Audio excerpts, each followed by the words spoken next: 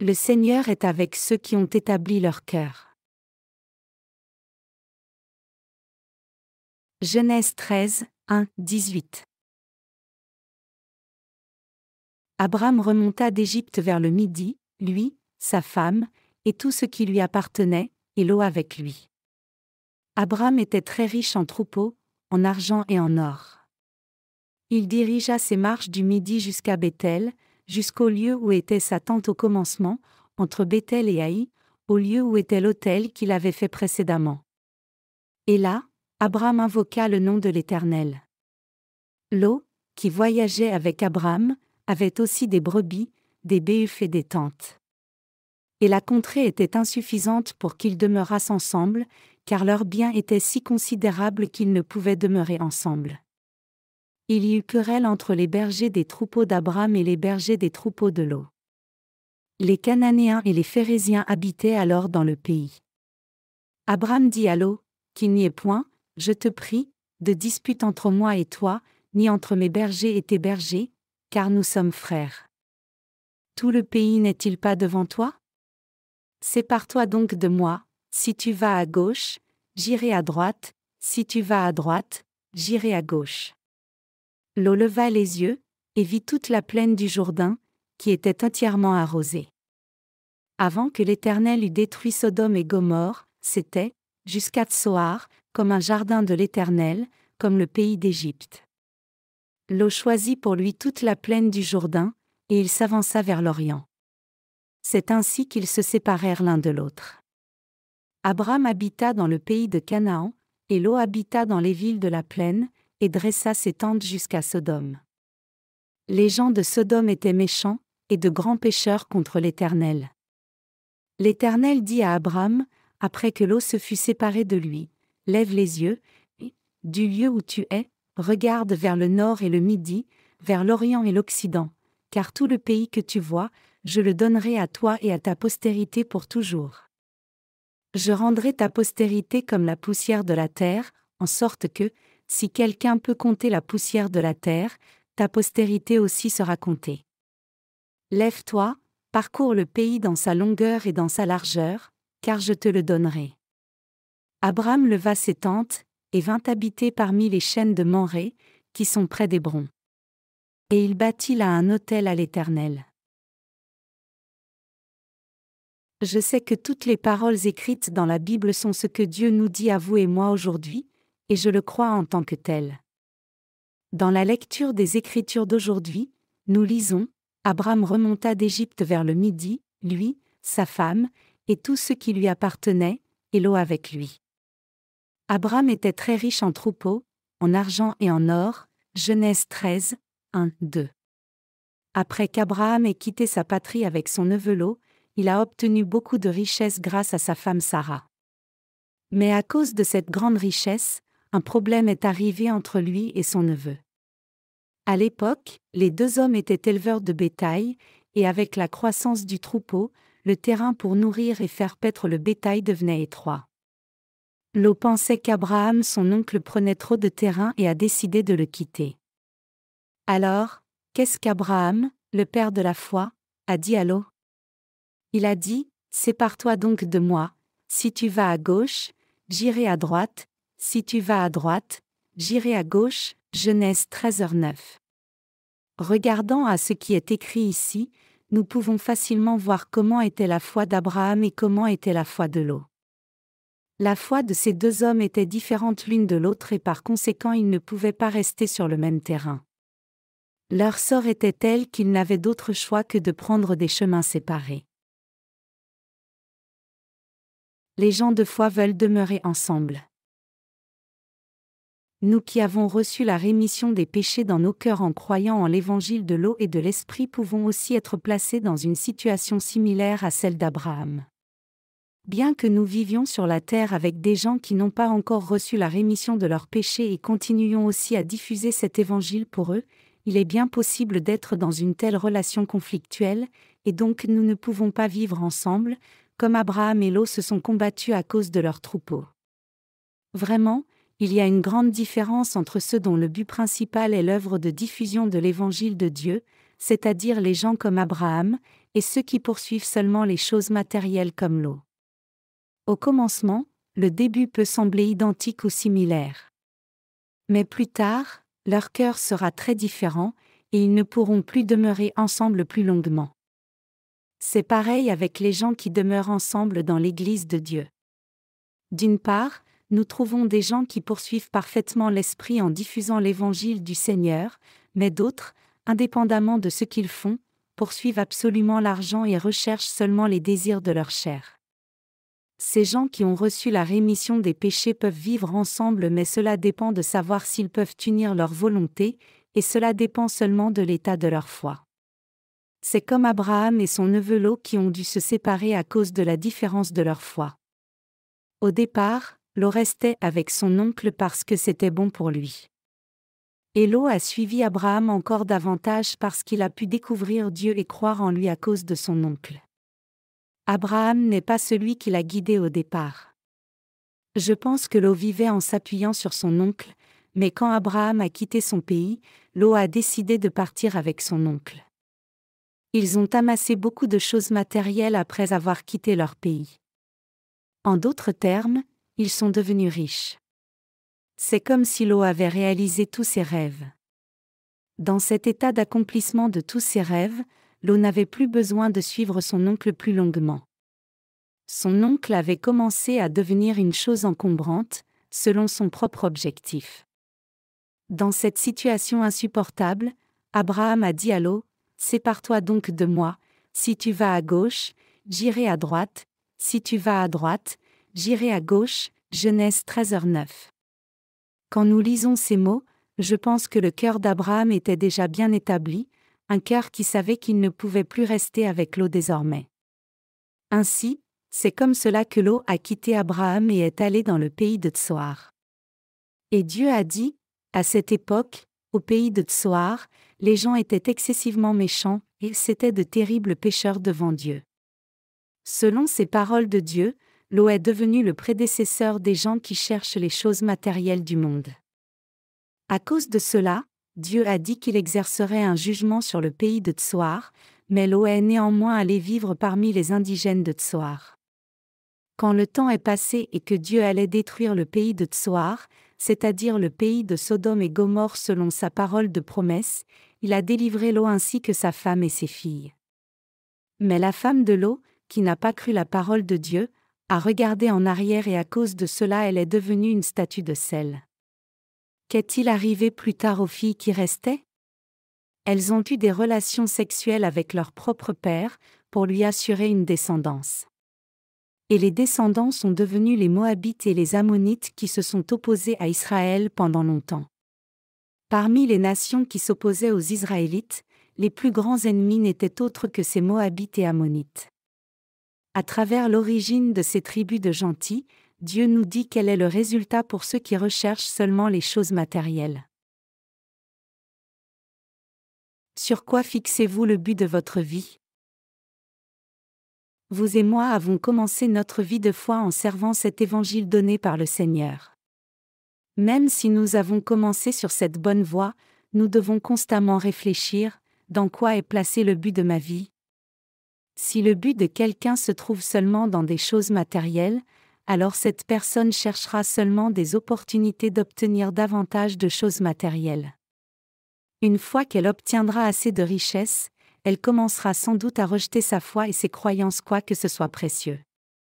Si tel est le cas pour nous, dont le but se trouve seulement dans le service de l'Évangile et la suite du Seigneur, alors quel genre d'action devons-nous choisir? Nous devons les quitter résolument. Abraham a dit à Lot, « Si tu vas à gauche, alors j'irai à droite, et si tu vas à droite, alors j'irai à gauche. » Ce genre d'attitude est la foi authentique. Au moment où Abraham aperçut le cœur de son neveu Lot, il a conclu que tout ce qui concernait la foi de Lot était déjà terminé. Lot, qui était en conflit avec Abraham en suivant seulement les choses matérielles, a probablement exprimé son souhait de partir. Même s'il n'a peut-être pas dit cela directement, il cherchait probablement une opportunité ayant déjà exprimé précédemment son souhait de quitter son oncle. Après avoir vu et expérimenté ce comportement, qu'a dit Abraham, notre Père dans la foi? Il a dit, « Veuille te séparer de moi. » Il n'a pas hésité mais lui a dit clairement, « Sépare-toi de moi. Tu peux choisir. Regarde tout ce pays Lot, si tu vas à gauche, alors j'irai à droite. Si tu choisis le haut, alors j'irai en bas, ou si tu vas dans les plaines en bas, j'irai dans la zone de montagne. » Entendant ces paroles d'Abraham et saisissant l'occasion, il a dit qu'il choisissait le pays de Tsoar. À l'époque, le pays de Tsoar était très fertile. Dans la lecture des Écritures d'aujourd'hui, c'est décrit comme un endroit bien arrosé comme le pays d'Égypte. Cela signifie que ce pays était remarquablement fertile. Puisque l'eau a pris ce pays fertile, Abraham l'a laissé là et est monté dans les zones montagneuses. En d'autres termes, l'eau lui a dit qu'il prendrait ce terrain avec différents calculs en tête. Bien qu'Abraham et Lot aient été ensemble, ils se sont séparés à la fin à cause des motivations calculatrices de Lot. Après le départ de son neveu, Dieu est apparu à Abraham et lui a donné des bénédictions et la grâce en disant, « Lève les yeux, et, du lieu où tu es, regarde vers le nord et le midi, vers l'orient et l'occident, car tout le pays que tu vois, je le donnerai à toi et à ta postérité pour toujours. » Genèse 13, 14-15. Dieu est fidèle à ceux qui lui sont fidèles. Je dois vous dire que j'ai vécu beaucoup de difficultés en servant l'Évangile. La vérité c'est que par moments je me suis vexée et j'ai pensé, ne puis-je pas juste vivre pour ma chair dans le confort ? Mais si ceux qui sont nés de nouveau n'ont pas le but d'essayer de diffuser l'Évangile, alors quel plaisir y aura-t-il dans leur vie ?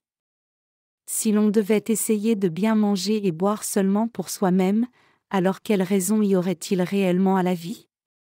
Tout ce que l'on doit faire c'est conquérir un certain champ, et une fois que c'est fait juste en vivre.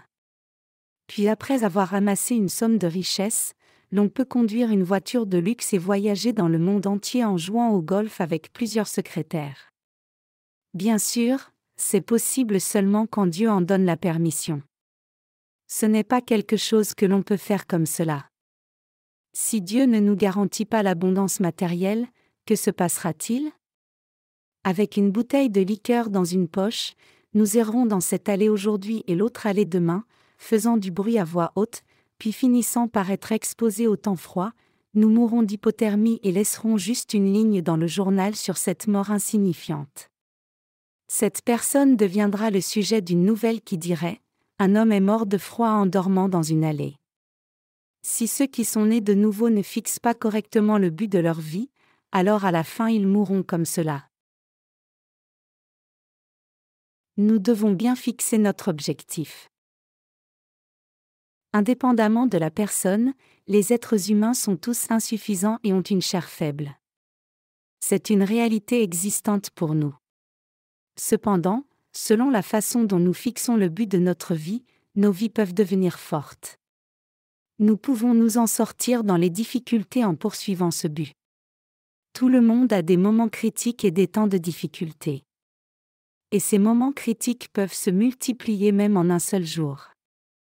Mais si une personne a clairement l'objectif de vivre pour l'Évangile de Dieu dans son cœur, alors Dieu donnera à la personne la force de traverser ces moments critiques, et il lui donnera la force ainsi que les bénédictions.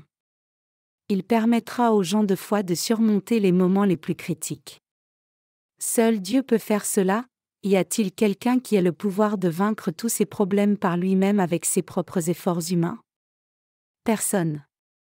Les humains ne sont vraiment rien devant Dieu. Je demande à nos ministres, ouvriers et ouvrières, ainsi que nos frères et sœurs, avez-vous fixé votre objectif ? Avez-vous décidé de vivre pour l'Évangile du Seigneur ? C'est pareil pour nos croyants laïcs. Si l'on ne se décide pas sur cela, alors la personne deviendra comme l'eau, comme on le voit dans le passage des Écritures d'aujourd'hui. Qu'arrive-t-il à ceux qui ont seulement leur propre objectif charnel et essaient de le réaliser ? Ils peuvent devenir quelqu'un comme Judas Iscariote qui a vendu Jésus. La fin d'une personne comme cela est la destruction. Chers croyants, c'est la vérité. Je ne vous dirai pas cela d'une façon qui vous oblige, devenez une personne parfaite spirituellement. Tout ce que je vous demande c'est de fixer un objectif clair pour votre vie, tout comme Abraham qui a cru continuellement et a suivi la parole de Dieu. Je vous demande d'avoir la même foi qu'Abraham qui a cru que Dieu avait préparé un endroit béni pour y vivre, et qu'il le conduirait dans cet endroit. Dans le livre des Hébreux nous lisons, c'est par la foi qu'Abraham, lors de sa vocation, obéit et partit pour un lieu qu'il devait recevoir en héritage, et qu'il partit sans savoir où il allait. C'est par la foi qu'il vint s'établir dans la terre promise comme dans une terre étrangère, habitant sous des tentes, ainsi qu'Isaac et Jacob, les cohéritiers de la même promesse. Car il attendait la cité qui a de solides fondements, celle dont Dieu est l'architecte et le constructeur, Hébreux 11, 8-10. Abraham a fixé son cœur depuis le départ, mais son neveu Lot ne l'a pas fait, même s'il suivait Abraham. Au commencement, il a suivi Dieu selon la situation dans laquelle il se trouvait, mais quand les choses sont allées un peu mieux, il a quitté Abraham. Il a pu le quitter à cause de déception, ou par ennui ou lassitude. Mais la vérité c'est que Lot a quitté Abraham, son dirigeant spirituel. Il y a un frère dans notre Église qui dirige la chorale de louanges. Pendant les jours de fête récents, je l'ai vu rentrer tout seul, laissant sa femme derrière lui. Voyant cela, j'ai dit à sa femme de rassembler ses affaires et de rentrer avec son mari. Elle m'a dit qu'il n'y avait rien qui n'allait pas dans leur relation. J'ai alors demandé pourquoi ils étaient séparés, et elle a dit qu'elle voulait servir l'Évangile. Alors j'en ai conclu et lui ai dit, « Tu n'as pas besoin de rester ici. Va avec ton mari rapidement. Même si tu dis que les choses vont bien maintenant, plus tard il y aura une discorde grave, donc va vite vers ton mari maintenant. » Il convient qu'une femme suive son mari après le mariage. Après cet épisode, il y a eu différents incidents. Mais à la fin, la femme a suivi son mari, et tout s'est bien passé. Les deux vivent maintenant apparemment heureux ensemble dans la même maison et ont une vie heureuse. Tout comme dans ce couple, il y a des gens qui quittent cette église. Donc la question est, pourquoi les gens quittent-ils l'œuvre de diffusion de cet évangile du Seigneur? C'est parce que, comme Lot, ils n'ont pas fixé leur but sur l'œuvre de Dieu, mais sur les choses matérielles. Ils pensent qu'ils devraient quitter l'Église et gagner eux-mêmes de l'argent parce qu'ils ont le plan de bien vivre dans ce monde. Bien sûr, un tel but peut bien se passer, mais les chances que cela n'échoue sont encore plus grandes. Si les gens mettaient leur seul but dans le bien-être de la chair, alors le résultat serait assez évident. Certains s'en disent que c'est fatigant de rester dans l'Église, mais la vérité c'est, quelle vie dans ce monde n'est pas difficile? Toute façon de vivre est dure. Si vous allez dans le monde, votre vie devient-elle plus facile? Il n'en est pas ainsi. Bien sûr, je sais très bien que vous travaillez dur ici dans l'Église. Mais je peux vous dire avec assurance, toute sorte de travail que vous faites dehors dans la société sera encore plus douloureuse et agonisante que le travail que vous faites ici dans l'Église. Ceux qui ont eu un travail dans le monde le savent très bien. Indépendamment de ce que vous faites, que vous fassiez la livraison des bouteilles de gaz, travailler dans un bureau comme salarié, ou gériez une petite entreprise, tout cela est très difficile. Vous pouvez être abusé par certaines personnes, être blessé par des ordinateurs ou des livres et subir toutes sortes de dommages. Bien sûr, pour certaines personnes les choses vont toujours bien, mais une chose est certaine, c'est qu'il n'y a pas une seule personne qui n'ait pas des moments critiques et des temps difficiles dans sa vie. Avez-vous maintenant fixé votre cœur par la foi? Ce n'est pas juste parce que certaines personnes ont quitté l'Église du Seigneur que je dis du mal d'elles. Mais je veux vous dire ceci clairement aujourd'hui, pour vous et moi qui sommes assemblés ici, avons-nous tous clairement fixé nos cœurs? Avez-vous fixé votre cœur pour vivre pour l'Évangile donné par le Seigneur jusqu'au jour du retour du Seigneur? Sinon, vous allez vous trouver dans une situation précaire, pensant, ma situation maintenant est telle, donc je n'ai d'autre choix que de rester dans cette église, mais dès lors que j'aurai assemblé de l'argent, je quitterai cette église un jour, n'est-ce pas? Chers croyants, si vous voulez quitter cette église, alors veuillez la quitter rapidement. Pensez-vous que l'œuvre de Dieu n'irait pas bien juste parce que vous partez? Non, ce n'est pas le cas. Pour ceux qui sont partis, ils peuvent mener leur vie tout seuls. Il n'y a plus rien à leur dire. Le cas échéant, Dieu jugera ces gens selon lui-même, et il récompensera les justes selon lui-même. C'est l'œuvre que Dieu fera. Mais pour ceux d'entre vous qui êtes là, tout ce que vous devez faire c'est servir l'Évangile encore plus fidèlement, et pour ceux qui sont partis, tout ce qu'ils ont à faire c'est vivre selon leur propre but comme des bêtes qui périssent. Alors, pourquoi pensez-vous que je parle comme cela, en sortant de mes gonds? C'est parce que si les gens avaient calmement réfléchi au but de leur vie pendant des temps ordinaires, ils n'auraient jamais quitté l'Église si facilement. Ils quittent facilement le Seigneur parce qu'ils ont toujours calculé leurs propres gains et pertes dans la vie d'Église, sans avoir clairement fixé leur cœur pendant des temps ordinaires. C'est parce qu'indépendamment de ce que disent les serviteurs du Seigneur, ils ne mettent pas ces paroles dans leur cœur et n'ont toujours pas fixé leur cœur sur un but clair.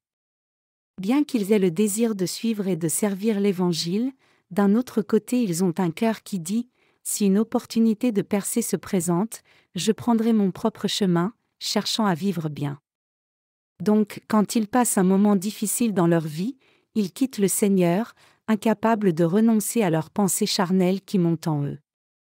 Ce n'est que plus tard qu'ils ressentent et montrent du regret et confessent qu'ils ne savent pas pourquoi ils ont fait cela. Donc, je dis que nous devons réfléchir à cela maintenant, pendant que nous nous tenons encore en paix dans l'Église. Je dis que vous devez y réfléchir quand votre cœur se sent toujours confortable, car les difficultés ne sont pas encore venues vers vous. Entre le chemin d'Abraham et le chemin de Lot, avez-vous décidé de votre voie dans votre cœur? En ce moment précis, où vous et moi n'avons pas encore fait face à de graves difficultés, nous devons réfléchir à cela maintenant pendant que nous suivons le Seigneur. Dois-je vraiment mener cette vie pleinement pour cet évangile du Seigneur? Sinon, après avoir servi le Seigneur comme cela, dois-je mener une vie par moi-même quand les choses commencent à aller bien? Nous devons peser cela, et honnêtement réfléchir dans nos cœurs de nouveau. Je dis que nous devons calculer quel est le bon chemin et ce que nous devons faire. Et alors, nous devons tourner nos cœurs vers l'un ou l'autre de ces chemins. Il n'y a que deux chemins, le chemin qu'Abraham a pris et le chemin que Lot a pris. Cependant, gardant à l'esprit le fait qu'une fois que vous fixez votre cœur sincèrement en disant « J'irai où la parole de Dieu me conduit », tout comme Abraham, Dieu qui est omnipotent vous conduira et déversera ses bénédictions sur vous. Mais si vous ne fixez pas votre cœur avec assurance, alors que se passera-t-il? Satan jouera avec votre foi et la croyance qui est dans votre cœur comme il voudra. Au début, cet homme appelé Lot avait aussi les mêmes objectifs qu'Abraham. Mais une fois qu'il a commencé à amasser beaucoup de richesses matérielles, il a quitté Abraham. Est-il parti parce qu'il voyait Abraham comme son ennemi? Non. Il a quitté Abraham en pensant « Je veux être avec mon oncle », mais le terrain est trop étroit pour que nous puissions tous paître et nourrir notre troupeau. Donc, je vais partir pour un temps. Nous ne sommes pas ennemis l'un et l'autre. C'était comme cela au début, mais que s'est-il passé plus tard? Il est devenu de plus en plus distant, et plus tard il a engendré les Moabites et les Ammonites qui se sont opposés aux descendants d'Abraham à la fin. Je suis certain qu'il y en a plusieurs parmi vous qui fréquentent cette église contre leur volonté, n'ayant pas d'autre choix. Je sais aussi que plusieurs sont juste assis là parce qu'ils n'ont pas d'autre choix à cause de leurs circonstances. Mais en dépit de cela, même à ces gens-là, je veux leur demander de réfléchir profondément dans leur cœur et de mener une vie de foi sans vaciller. Chers croyants, qu'avez-vous décidé dans votre cœur? Cet évangile est correct et il est juste de servir cet évangile de tout notre cœur et notre force. Aussi, il est juste de vivre pour cet évangile. C'est correct de vivre dans cette église, recevant ses bénédictions et subissant aussi ses difficultés. Je vais mener une telle vie. À partir de maintenant, je vais vivre en Christ et mourir en Christ. Ma vie maintenant est pour Christ. Avez-vous décidé que votre cœur doit être comme cela par la foi? Sinon, pensez-vous alors, je vis comme cela parce que je n'ai pas d'autre choix. Si les circonstances changent, je pourrai quitter cet endroit? Chers croyants, nous devons regarder dans nos cœurs et les examiner sérieusement. Mais la vérité c'est qu'il y a beaucoup de gens qui n'ont pas encore fixé leur cœur, même si 10 ans sont passés depuis qu'ils ont reçu la rémission des péchés. Il y a beaucoup de gens comme cela, même après 10, 15, 20 ou même 30 ans. Donc nous devons assurément décider maintenant même dans quel genre de but nous allons vivre. Tournez votre cœur vers Dieu. Vraiment, vous et moi devons assurément décider lequel de ces deux cœurs nous posséderons. Vous pouvez décider comme Abraham, en disant « Je dois établir mon cœur devant Dieu et ensuite vivre ma vie », ou comme Lot, en disant « Je vis comme cela à cause des circonstances précaires dans lesquelles je me trouve maintenant, mais je partirai dès que mes circonstances seront meilleures. » Mais nous devons savoir qu'une fois que notre cœur quitte Dieu, il devient difficile de revenir. C'est pareil pour tous nos ouvriers du ministère, y compris les pasteurs et les missionnaires. Au début ils peuvent penser « Je n'ai jamais été en inimitié avec toi, pasteur Jong. Nous ne sommes pas réellement ennemis. Je quitte simplement parce que j'ai des manquements, mais avec le temps qui passe, leur cœur devient progressivement méchant. » Le diable saisit ce cœur qui a quitté Dieu, et plus tard, ces gens deviennent opposants à Dieu et ennemis qui se détourneront éternellement de lui. Chers croyants, réfléchissez à cela une fois de plus. Parce que vous êtes un être humain, vous êtes tous faibles physiquement et avez des manquements, mais vous pensez que vous êtes le seul à ne pas être comme cela.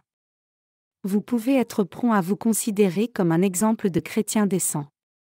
Mais quand votre environnement et vos circonstances changent et que vous expérimentez des difficultés, quelle sera votre vraie réaction au sujet de ces difficultés? Nous ne pouvons pas être honorables ou dignes. Aussi, nous devons admettre que nous sommes des êtres faibles qui avons un cœur qui peut facilement changer à tout moment. Aussi, fixez votre cœur fermement. Si vous êtes quelqu'un qui a déjà reçu la rémission des péchés, alors vous avez été ramené à la vie en Christ, et êtes mort en Christ, et êtes ressuscité en Christ. S'il en est ainsi, alors pourquoi trouver des excuses en disant quelque chose comme le fait que votre situation n'est pas bonne et essayant de poursuivre des objectifs charnels comme gagner de l'argent?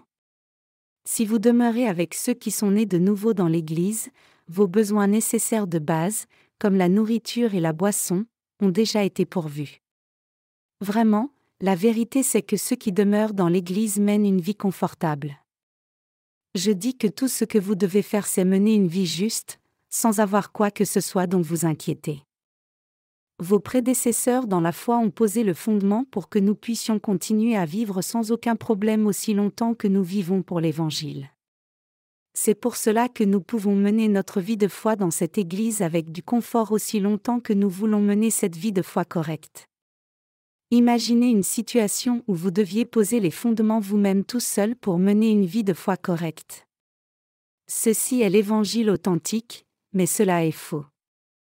Imaginez que vous deviez mener une vie de foi en posant chacun des fondements comme cela. Vous ne pourrez pas poursuivre votre vie de foi en menant ces combats. En tant que personne qui vous dirige, je vous dis honnêtement que si j'étais à votre place, je mènerais diligemment une vie de foi en remerciant les prédécesseurs qui ont posé les fondements de l'Église. Le fondement de l'Église a déjà été posé. Vous n'avez plus à vous battre avec les faux enseignants. Aussi longtemps que vous avez fixé votre cœur assurément, vous pouvez vivre pour le Seigneur jusqu'à pleine satisfaction car ces fondements ont déjà été posés. Comment pouvons-nous, alors, mener une vie de foi sur ce fondement? Nous ne devons pas quitter l'Église. Si vous quittez l'Église, vous ne serez pas en mesure de mener une vie de foi correcte. Imaginez ce qui arrivera si vous cessez de fréquenter l'Église, pensant, bien que je n'aille pas à l'Église, mon cœur est toujours dans l'Église. Une personne comme cela ne peut pas mener une vie de foi correcte. Si quelqu'un est séparé de l'Église de Dieu, il deviendra encore plus souillé que jamais et plus trompeur que jamais, et deviendra agressif envers Dieu et s'élèvera de plus en plus. Comment quelqu'un comme cela peut-il mener une vie de foi? C'est pour cela que Dieu a donné l'Église et ses prédécesseurs dans la foi pour vous. Et à travers ces serviteurs de Dieu, il nous dit, fixez votre cœur sans vaciller. À cause de cela, nous devons rendre grâce pour les bénédictions de Dieu dont il veut nous faire bénéficier. Je dis cela, et en même temps je vous exhorte à ne pas penser, ce pasteur essaie toujours de me duper. Mais si vous le faites, vous avez tort dans votre jugement. Puisque vous êtes déjà un adulte, viendriez-vous à l'église juste parce que quelqu'un vous aurait séduit d'une manière? Alors n'essayez même pas d'avoir une pensée aussi enfantine. Vous suivez vos dirigeants simplement parce que le Seigneur a raison et cet évangile donné par le Seigneur est correct.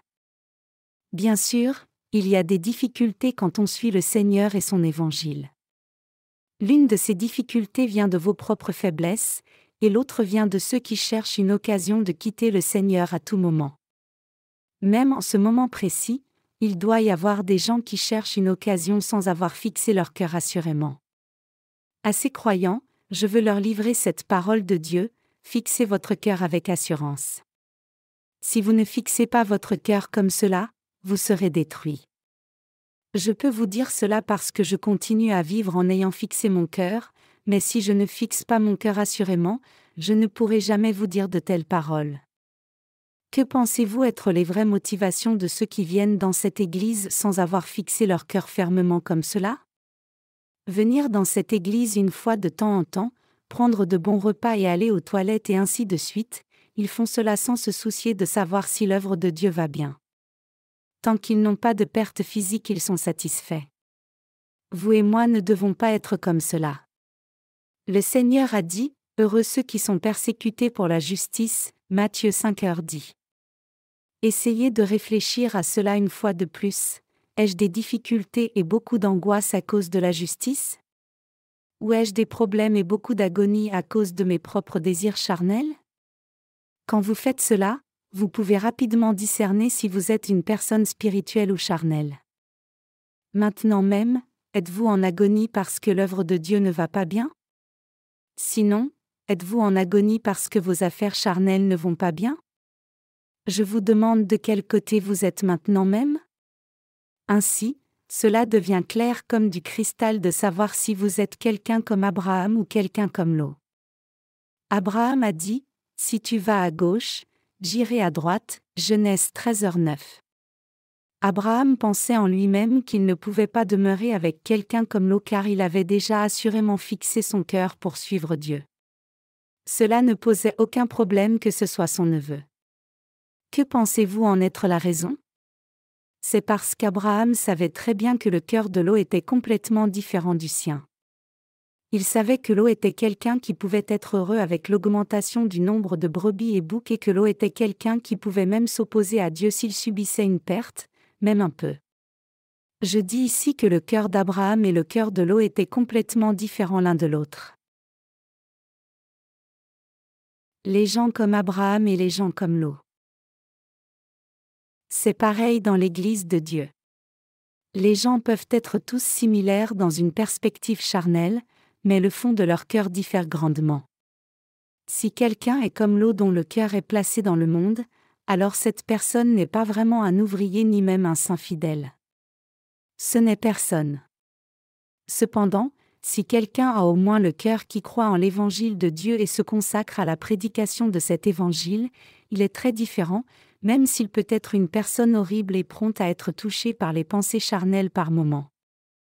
Puisque je suis mort en Christ et ai été ramené à la vie en Christ, je ne peux pas quitter Christ.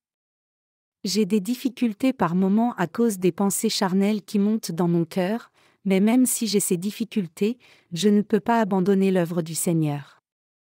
Christ m'a fait sien et son ouvrier, et donc m'a permis de vivre pour la justice de Dieu. Peu importe ce qui arrive, je ne peux pas abandonner cette œuvre.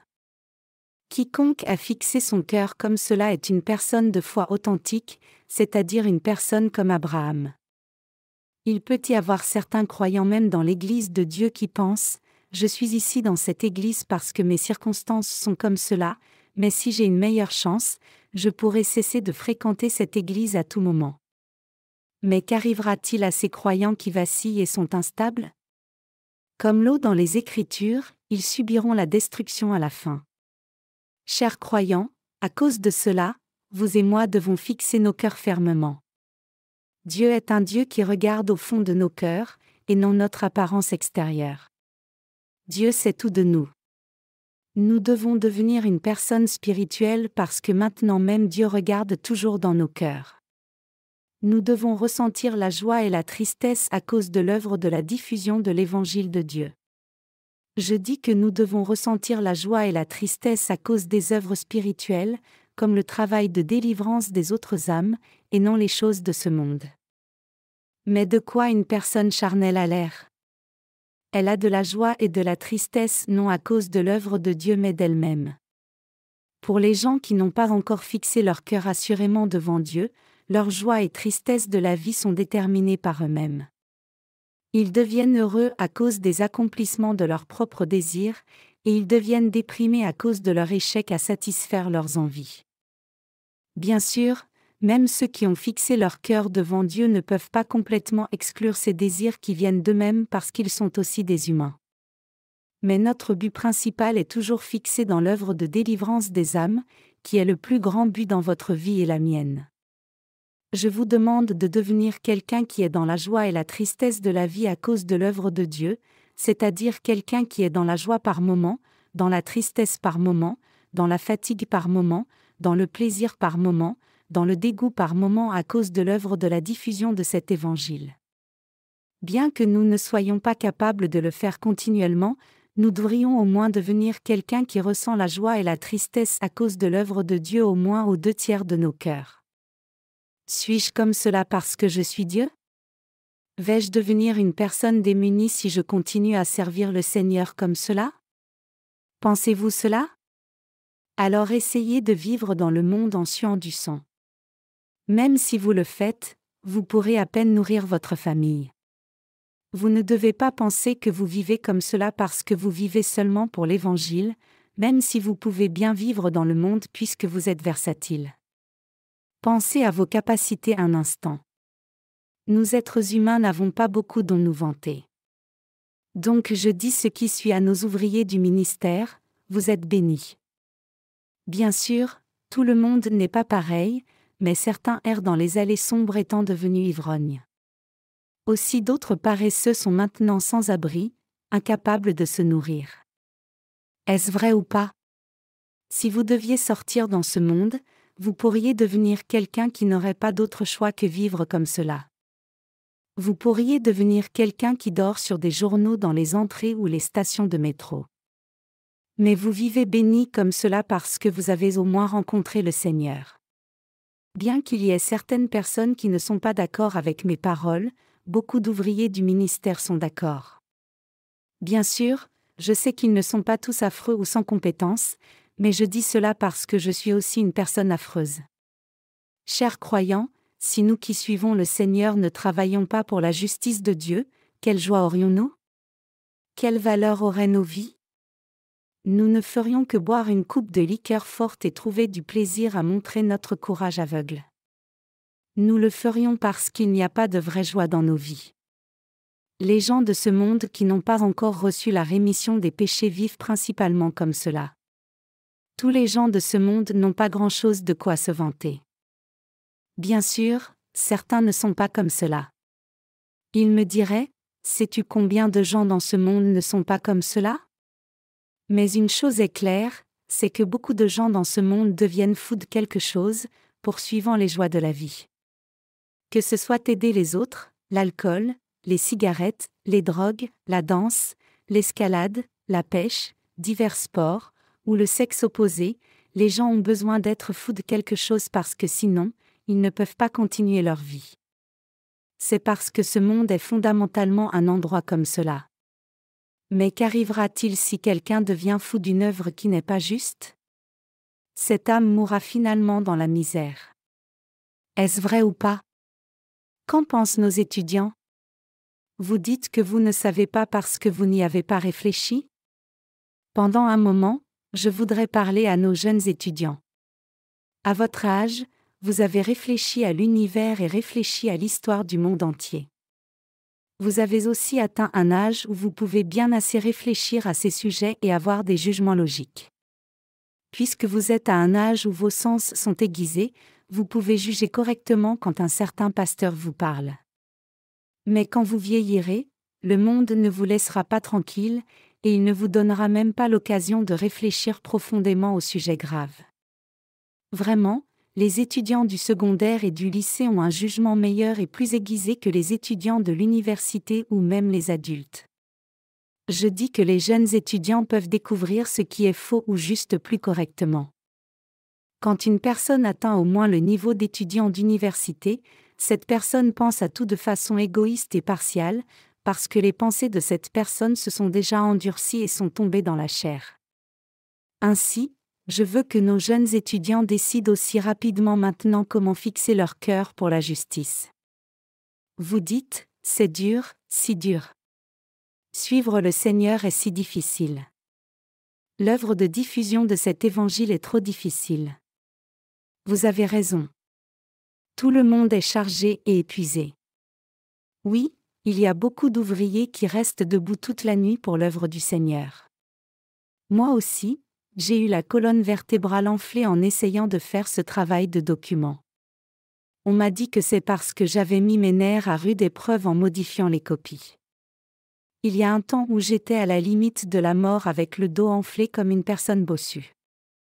Il y a longtemps j'ai travaillé toute la nuit à de nombreuses occasions, mais maintenant, même si je le veux, je suis incapable de le faire. Quand j'étais jeune, je travaillais sans faire attention à ma santé, mais maintenant, puisque j'ai reçu de bons soins, je peux faire l'œuvre du Seigneur. Puisque je vis pour l'évangile du Seigneur, c'est-à-dire que je suis utile à une œuvre significative, je suis reconnaissant au Seigneur. Je suis reconnaissant qu'il m'ait permis de faire cette œuvre pendant que je suis toujours en vie, sans avoir eu à subir la mort. Mais même si j'étais mort, j'aurais été reconnaissant aussi. J'ai établi mon cœur à chaque moment critique. Vous êtes fatigué parce que vous n'avez pas établi votre cœur. Comment pouvez-vous dire que votre chair est fatiguée? Il n'y a même pas tellement de travail ces jours-ci. Je dis clairement ces mots à nos ouvriers du ministère. Je fais d'abord attention à ce que dit quelqu'un, et si je trouve que ma décision est correcte, alors je dis ces paroles à cette personne. Alors certains répondront, tes paroles sont correctes. Ton jugement sur moi est le bon. Je suis ce genre de personne. Dieu dit qu'il y a des gens comme Abraham alors qu'il y a des gens comme Lot. C'est précisément ce que la Bible nous dit. Ayant reçu la rémission des péchés en même temps, nous trouverons toujours des gens comme Abraham et des gens comme Lot.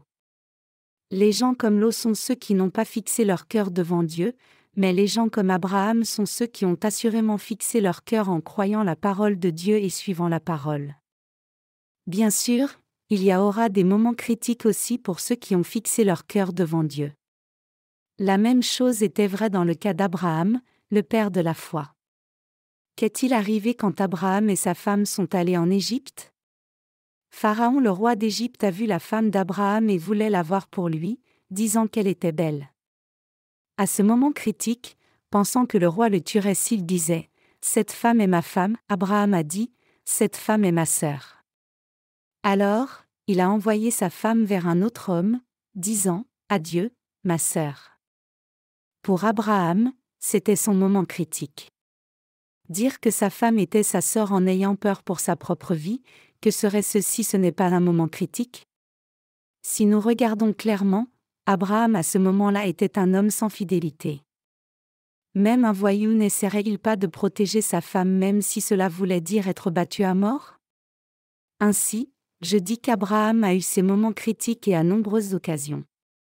En dépit de tout, Abraham s'appuyait correctement sur Dieu. Et par conséquent, il a pu recevoir le salut de Dieu et mener une vie juste. C'est clairement ce en quoi consiste une vie de foi. Si vous avez décidé de vivre pour l'Évangile, vous devez réfléchir positivement et de façon créative, que puis-je faire pour vivre pour cet Évangile? Que puis-je faire pour diffuser l'Évangile efficacement? En faisant cela, vous devez relever des défis et surmonter les situations difficiles.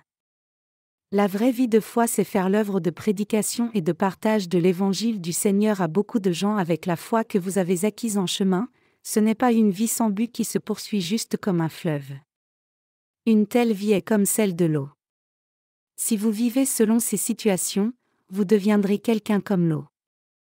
Et si vos circonstances changent, vous serez prompt à abandonner votre foi et à vous détourner et devenir un opposant à Dieu.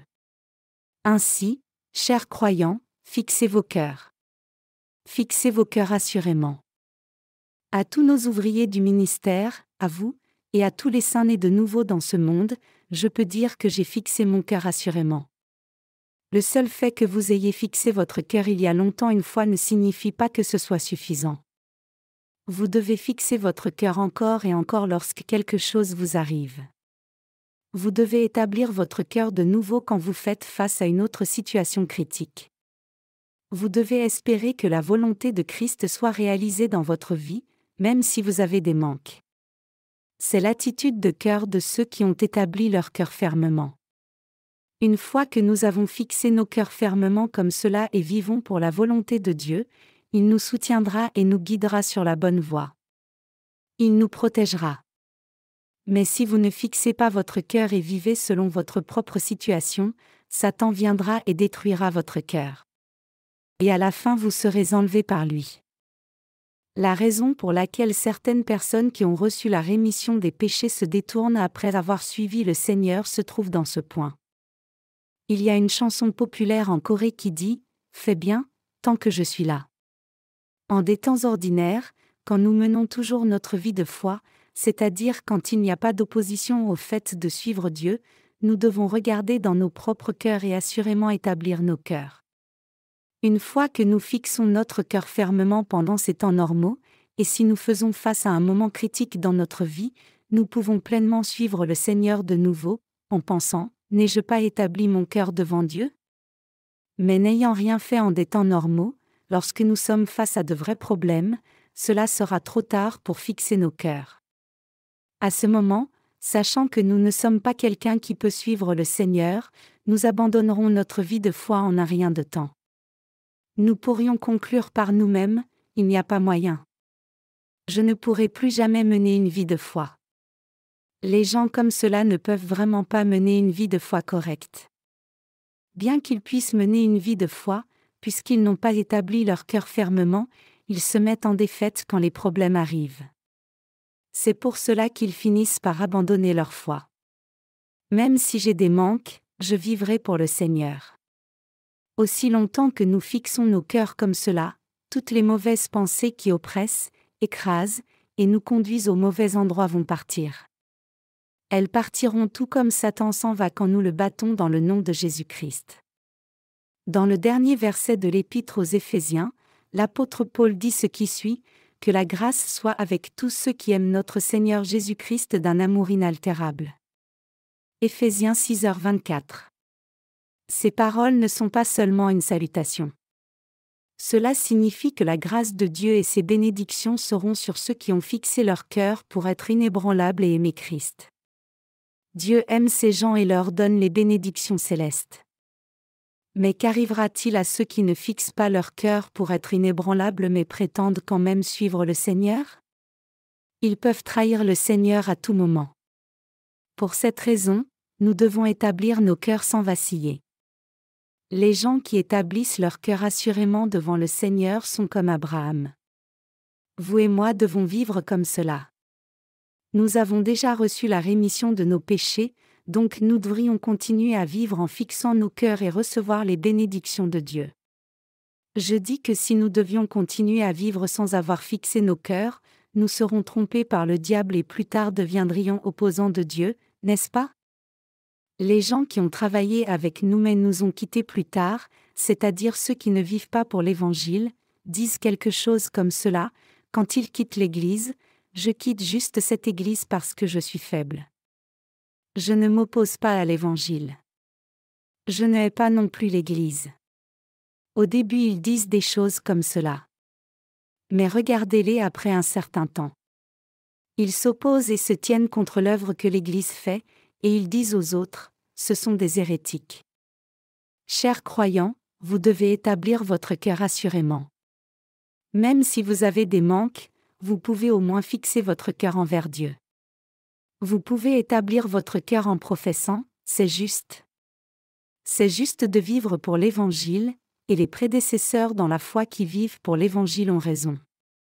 Même si je manque de force physique, et que je n'ai ni pouvoir ni foi, c'est néanmoins juste pour moi de vivre pour l'Évangile comme cela. Je fixe mon cœur pour vivre pour le Seigneur. Dans une perspective charnelle, nous ne pouvons pas vivre à égalité, mais lorsque nous établissons nos cœurs comme ceci, nous pouvons tous devenir des enfants égaux devant Dieu. Chers croyants, fixez votre cœur devant Dieu. Dieu donne seulement les bénédictions et la grâce à ceux qui ont établi leur cœur comme cela.